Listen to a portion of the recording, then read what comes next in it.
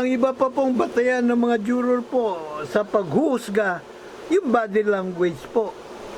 Body language ng akusado, kung siya po ay magtitistigo, at siyempre iba pang mga testigo din po, ano po. At meron pa, yung pong kung tawagin ay expert witness, no? Halimbawa, doon sa specification noong mga proyekto na pang-infrastructures, ano, kasama na yung mga flood control. Siyempre, meron pong mga lingwahe, no, na medyo kahindik-hindik, malalalim, no po, na mga sa engineering parlance, no ha? At ganun din, yung po mga lingwahe naman sa accounting parlance, ano po. So, kailangan may eksperto na engineer o kaya ay accountant na magpapaliwanag in layman's term para maintindihan po ng mga juror kung ano po ibig sabihin ng po mga terminolohiya na hindi po pangkaraniwan na ginagamit sa araw-araw na pamumuhay, ano po, highly technical, kumbaga, na aspeto ng engineering at ng accounting. So, ganun naman po kasimple, no? Ang trabaho ng mga juror.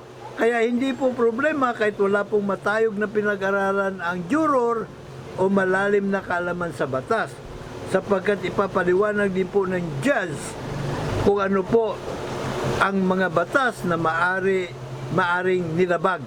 Ano po mga provision at gaano po katagal na makukulong pagka naparusahan o nabagsakan ng guilty verdict ang akusado.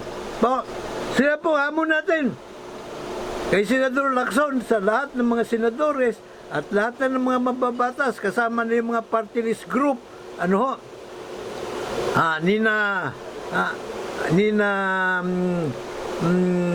dating Senadora Laila de Lima, nina Atty. Shell Jukno, ano po, yan po hamon natin sa kanila.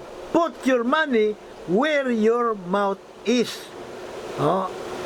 At siyempre, meron pa pala, bago ko makalimutan, yung pong paragraph C pa. Kasi A and B lang yung ating nauna ng binalandra, di po ba? May paragraph C pa. Na ang desisyon, ang indictment ng grand jury at yung pong verdict ng trial jury, final and executory na. Hindi po pwedeng balikwasin, baliktarin ng Korte Suprema o ng Office of the President. Final and executory na po yon. Sapagkat ang bumubuo po ng grand trial jury ay we, the sovereign Filipino people. Ang kataas-taas sa makapangyarihan sa bayan. Paano nila sasagkaan yung ating otoridad? Diba? Wala silang karapatan doon. Pero mga kaitsapwera, mga kahanay ko sa puwersa 99.9% sa pera, sandamakmak po tayo. Diba? Ibig sabihin, sandamakmak po ang ating mga boto, sagradong boto. Ibig sabihin, kung tayo po ay paimbulong, papasok sa political arena, malamang na pong panalo natin. Pero, meron po tayong dapat na pagkaisa. Meron tayong bigkis ng pagkakaisa. At ang gagawin po natin bigkis ng pagkakaisa, ito pong karapatan sa hukuman trial by jury. Nating lahat. Tayo po lahat. Hindi po ito turo-turo. Randomly selected, dinadaan sa loterya. So yan po ating bigkis ng pagkakaisa. At kapag may hukuman trial by jury na po tayo, katulad din sa Amerika, nakita nyo naman, no ha? Napapanagot ng agaran ang mga traidor at kawatan. Sabi nga ni dating Senadora Miriam Defensor Santiago, no ha? Pagkakaiba ng mga kawatan sa Amerika at kawatan sa Pilipinas, yung kawatan sa Amerika, himas rehas ng agaran, kawatan sa Pilipinas, tatakbo sa Amerika. Doon sila tatakbo, ano po. And so, may karugtong pa yun. Sinabi ni dating Senadora Miriam Defensor Santiago, ang problema sa ating mga Pilipino, kinukonsinti natin sila, pabaya po tayo eh. Kaya huwag na tayo magpabaya. No, ha? Ibig sabihin, kung hindi ilalapag, ihahain itong mga nakasalukuyang mga opisyal, mga senador at mga kinatawan sa Kongreso, abay, tayo po mismo kailangan handa. Bit-bit ang ating mga sagradong boto sa 2028. Tayo naman ang magpatakbo sa gobyerno. Sa hanay po natin manggagaling ating mga kandidato at pipirma po sila ng covenant, sagradong kasunduan sa mga mamayan na ang pangunahing plataforma, paghahain ng jury justice system o karapatan sa hukuman trial by jury, amenda ng Bill of Rights. Ano po, pag sila po ay atin iluklok sa Senado, sa Kongreso, sa Kamara, yan po ang kanang pangunahing ihahain. At within 30 days, no? Reasonable period of 90 days, no? Pag hindi po na naihain yan, hindi pa natin pinag-uusapan yung maipasa, may ihain. Ano po, abay, kailangan po na magbitiw sa tungkulin. Breach of contract yun eh, di po ba? Pag hindi pa rin sila nagbitiw, po pwede pong nakaukit din doon sa covenant, no? Sa kasunduan, sa gradong kasunduan, na pwede gamitin yung kasunduan yun para maghain ng petisyon sa Korte Suprema na sila ay alisin sa pwesto. Alisin sa pwesto. Pirmado nila. Diba? Pirmado nila natin mga mamamayan. Pangkalahatan yun eh. Hindi po ba? So yan.